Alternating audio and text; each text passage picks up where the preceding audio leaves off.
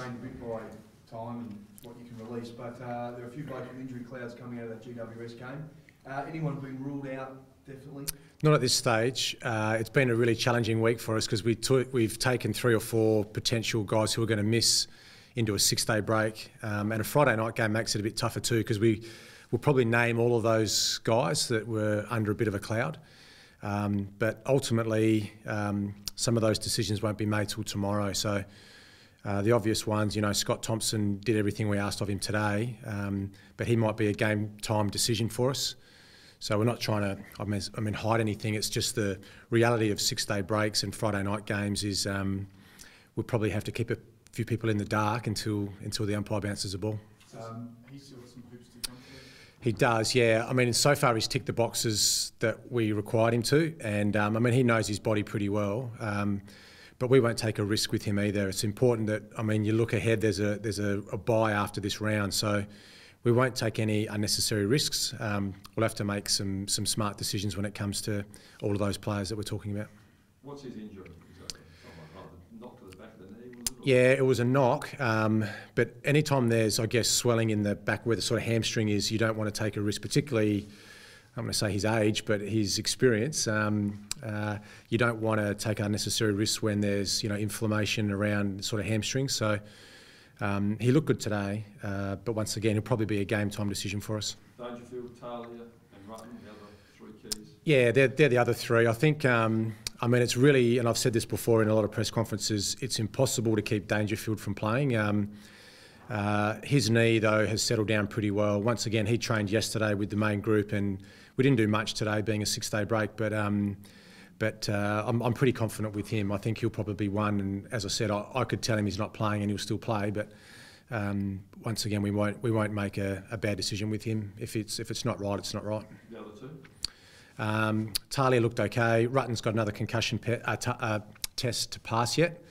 Normally the protocol, the template with the concussions is he'll do a test now after he's ran around, and which is a computer-generated program which measures his results when he was not concussed to when he's potentially suffering from a concussion, and then he'll speak to the doctor tomorrow morning. So if he's no headaches and all that sort of stuff tomorrow morning, then we'll make a decision. So probably for the truck, it'll be a tomorrow morning will be the time we'll make that decision. So you probably saw Luke Thompson out there training today. He'll be on standby. He'll be one of our emergencies, and if truck doesn't come up, then Luke Thompson will play. I think a couple of weeks ago you mentioned Matt Crouch didn't quite take his opportunity against the Kangaroos.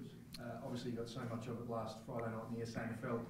Has he done what was required of him to try and get his way back in? Yeah, he was fantastic last week in the State League game. I think 42 possessions, and he'd be the perfect one to come in if Scott Thompson misses. So they're almost Matt's a younger version of Tomo, and they both play a very similar sort of brand of footy. So that'd be a good in for us if Tomo was to miss. This club's obviously dealt with a lot of off-field disruptions over the last 18 months. Yep. Hawthorn have had a fair bit as well lately. Alistair Clarkson's illness, Brian Lake controversy this week. Does it disrupt a club like that on the field, do you think? I think once the game starts, I don't think the players, get weighed down by any off-field incidents or any challenges. But every season, every club goes through some sort of challenge. For us, we didn't get our best 22 together till almost last week, the week before. Where we had our injury concerns in the front half of the season. We lost our first 3 games of the season. We were 0-3. Since that time, we're actually 8-4. So our record's pretty good. We're actually rolling along quite nicely. And even those 4 losses, 3 of them were by less than 10 points. So our form's actually not that bad. I think we've been criticised for our inconsistencies, which is justifiable. But we're quietly confident we're playing a good brand of footy. We'll have to be at our best though tomorrow night. With a short week and some injury concerns, but no game's bigger than a Friday night on a national TV audience. So this stage is set for us to hopefully upset Hawthorn. So with Henderson back last week, Lynch back the week before, do you feel like structurally you're as good as you've been? Yeah, the obvious one is still Van Berlo. We haven't had Van Berlo all season, but we didn't get Walker back until round 7. Crouch, Lynch and Henderson now back into our structure does help us. You know, we had 40 shots for goal last week, 20 goals, 20. As I said, our form's actually pretty good after those first 3 losses of the season. So we hope we're playing the right style of footy, the right brand of footy at the right time of the year. And, you know, still 7 games to go, but our objective is just to beat our next opponent. We can't look too far ahead. We can't be looking at other results. Our football team will just be trying to beat our next opponent, and that's probably the best way to attack the remainder of the season. How are you feeling about it? Are you feeling good about tomorrow night's game? Always Friday night. I mean, Friday nights I think bring out the best of players and teams, and there's that little sort of spark that, you know, the rest of the competition is watching. It's a standalone game where you know, typically the industry sits down and relaxes on a Friday night and watches this game. So we understand that you know, the rest of the competition are seeing what we do, and, you know, I've talked up our form. It's a good thing to talk about it. We have to execute now. So, you know, words mean nothing. It's actions that are required. But yeah, our boys are jumping out of their skin to play well against Hawthorn. Do you take confidence out of playing well in big games? First was Collingwood, which was almost a turning point for you guys, and then obviously the showdown a couple of weeks ago. Yeah, that's right. I mean, our form here actually now is pretty good. You know, we've our last, say, 4 games here, we've beaten top 8 sides. So we do like playing here. Eddie Betts' 200th game. He's quickly become part of our family. I mean, he's adored by our fans. I mean, even people at training today were cheering his name. You know, this is a guy that's only played, you know, 14 games for us. He's quickly become a bit of a cult hero with our fans and our players and the staff, the coach. We love him, you know, and it's his 200th game. It'll be a great occasion for Friday night for Eddie to play well and us to get the win and obviously cheer him off. Brendan, what's about Taylor Walker? Is he a bit sore? Obviously he's come back and played the game since he's been back. Is he holding up that? Yeah, I think, I mean, this time of the year, every player's sore, and they do take some soreness into a game. But no, Tex is fine. We've spoken about, you know, his body language wasn't ideal last week. It was nothing to do with how he felt. It just, he was frustrated that he wasn't contributing I mean, he puts really high expectations on himself, and he missed obviously a year of football, and he's played 7 or 8 games back now, and he's probably, like every player, feeling a little bit worn down, but nothing that would stop him from playing. And, you know, the carrot that dangles in front of all of our players is there's a bye after this round. So give us 4 of your best quarters, and then I think there's 18 days before our next game. So every player's in the same boat.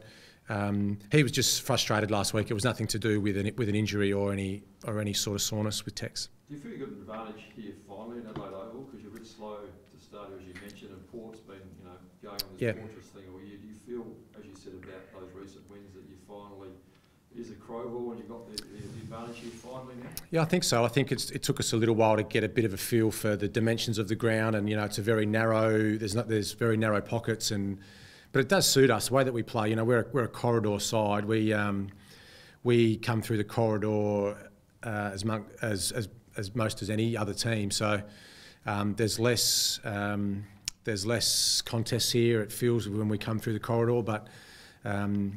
Yeah, I think we're slowly starting to get a bit of a feel for how this ground needs to be played. And the players feel that too? Are they extra confident playing here now? Yeah, I think so. I mean, some more than others too, you know, like we talked about Eddie before. Eddie's got his own pocket here now where whenever he gets the ball in that part of the ground, he sort of knows where to put it, where the ball just goes through for a goal. But yeah, I think we're quietly just going about our business here, and we've had some good wins here, and that should give us good confidence going into any game here. How much advantage can that give you in a big game like tomorrow night? Yeah, obviously most clubs come and train here now, so I know Hawthorn are here tonight at 5:30 and they'll have a bit of a look at the ground, but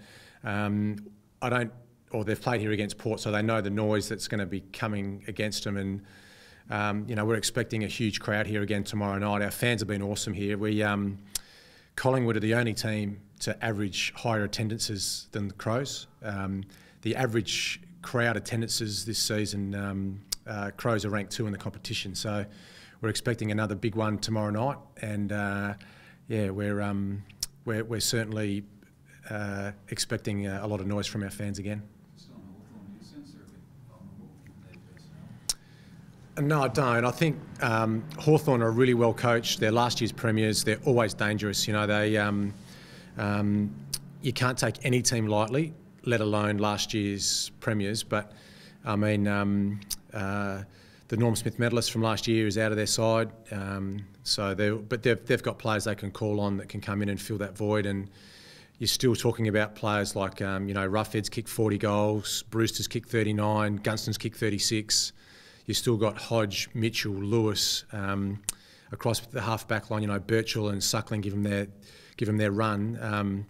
So this is still a really dangerous side. We're going to have to be at our best to beat them.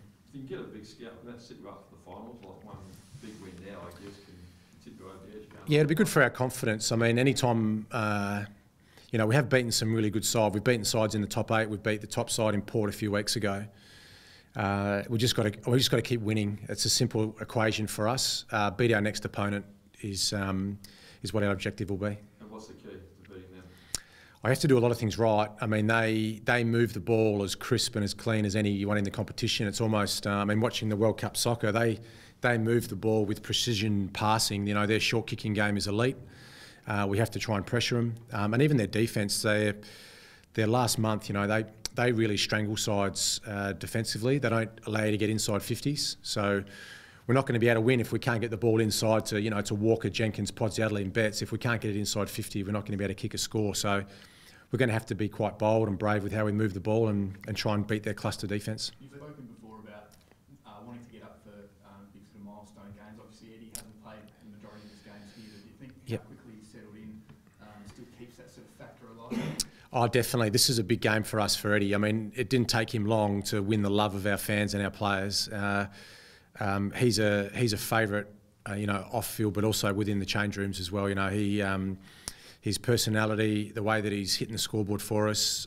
We watched a highlights package before, and half of it was Carlton, and the other half was actually the Crows. He's already quickly got his own highlights reel here at Adelaide Oval, and for us. So, as I said before, we absolutely love him, and we'd love to cheer him off tomorrow night. Look at that injury and say another spot might open up. How that might impact on Gold Coast? Is it more about controlling? Yeah. We can probably waste a lot of energy worrying about other results. It's pretty clear for us. Our equation is just beat our next opponent, and we can't look too far ahead, or we can't look what other clubs are doing. And we will keep an eye, obviously, one eye on the other results each week. But we've just got to win. It's as simple as that. We were slow to get out of the blocks this year.